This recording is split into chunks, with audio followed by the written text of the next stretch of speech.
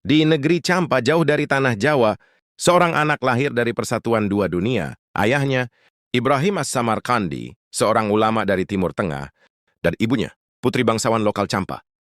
Anak itu dinamakan Raden Rahmat. Kelak, namanya dikenal sebagai Sunan Ampel, pembawa cahaya Islam di tanah Jawa.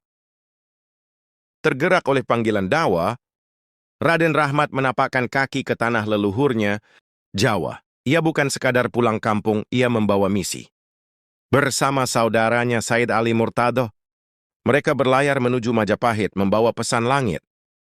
Di istana Majapahit, Raden Rahmat diterima dengan penuh rasa ingin tahu. Raja Brawijaya, meski penganut agama lama, menghargai kebijaksanaan pemuda ini. Ia lalu diberi tanah di wilayah Ampel Denta. Dari sanalah perjalanan besar dimulai. Di tanah yang masih liar itu, Raden Rahmat membangun pesantren. Bukan hanya tempat belajar, tapi pusat perubahan. Disinilah ajaran Islam disampaikan dengan akhlak, bukan pedang. Ribuan santri tumbuh, kelak mereka jadi penyulut obor Islam di seluruh Jawa. Raden Rahmat tahu, untuk menyentuh hati Jawa, ia harus berbicara dengan bahasa Jawa. Ia tidak menolak budaya, ia merangkulnya.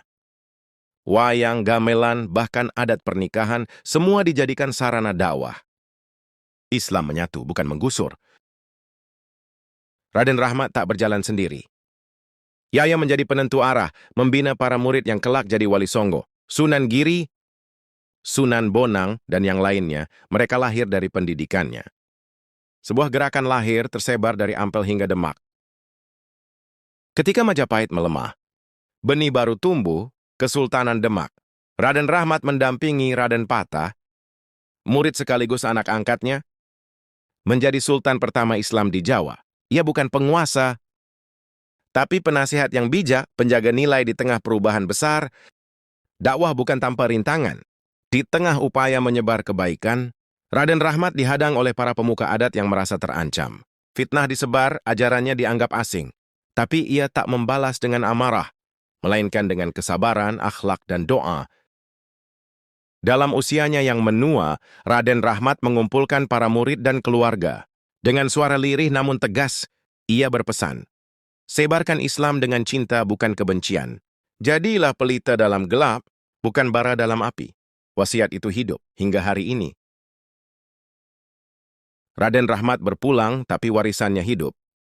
Dari pesantren Ampel, dari murid-muridnya, dari nilai yang ia tanam, Islam tumbuh kuat di bumi Jawa. Bukan dengan kekerasan, tapi dengan keteladanan. Itulah kewarisannya Sunan Ampel, cahaya yang tak pernah padam.